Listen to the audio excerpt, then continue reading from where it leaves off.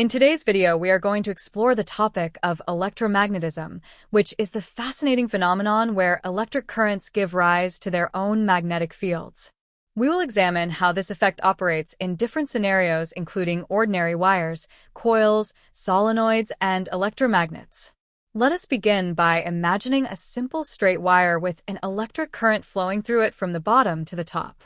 This flow of electric current automatically generates a magnetic field around the wire, a field which we can visually represent using magnetic field lines. In this setup, the magnetic field lines would form concentric circles surrounding the wire, and they would be packed most closely near the wire itself, indicating that this is the region where the magnetic field is at its strongest.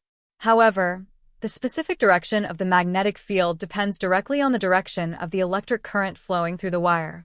To determine the direction of the magnetic field more easily, we can use a helpful technique known as the right-hand rule. If you take your right hand, form it into a fist, and point your thumb in the direction in which the current is flowing, then the way your fingers naturally curl shows the direction of the magnetic field lines.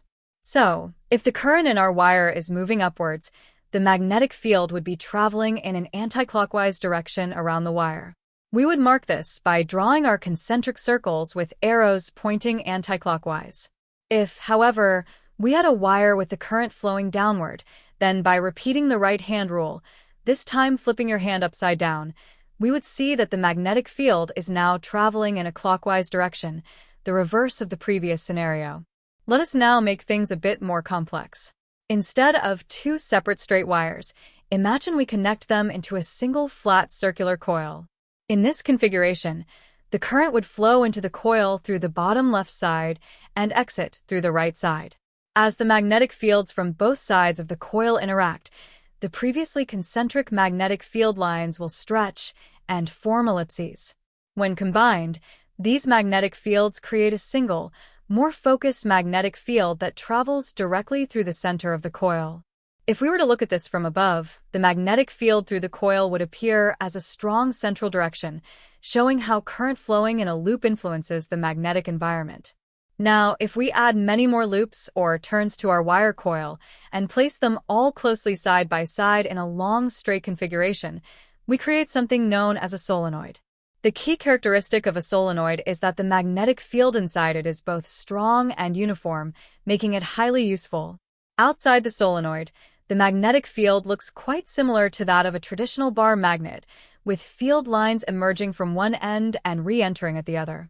As with a bar magnet, the end where the field lines emerge is called the North Pole, while the end where they re-enter is called the South Pole.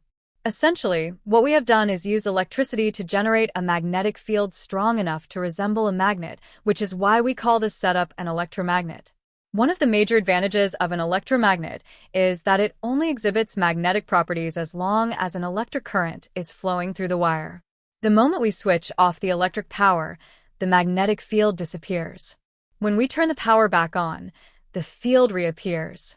This makes electromagnets extremely useful for applications where controllability is important.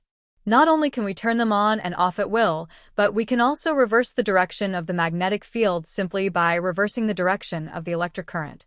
We can demonstrate this by changing the direction of the current arrows in our diagrams, and every time we do that, the direction of the field lines and the north and south poles will switch places, confirming that the magnetic field has reversed. Now, one issue with small electromagnets is that they typically produce relatively weak magnetic fields. So, it is essential to understand the four main ways in which we can increase the strength of an electromagnet. The first and most straightforward method is to increase the amount of current flowing through the solenoid. The second method is to increase the number of turns or loops in the coil while keeping the overall length of the solenoid unchanged. Third, we could shorten the length of the solenoid while keeping the same number of turns, thereby increasing the density of the coil. In general, the more tightly packed the coil turns are, the stronger the magnetic field will be. The fourth and final method is to insert an iron core into the center of the solenoid. Iron is a soft magnetic material, meaning it easily becomes magnetized when exposed to a magnetic field. When we switch on the solenoid, the iron core becomes an induced magnet and significantly boosts the strength of the overall magnetic field. However, as soon as we switch off the current, the iron core rapidly loses its magnetism, which is exactly what we want in many applications where temporary magnetism is useful. And that wraps up our discussion for today.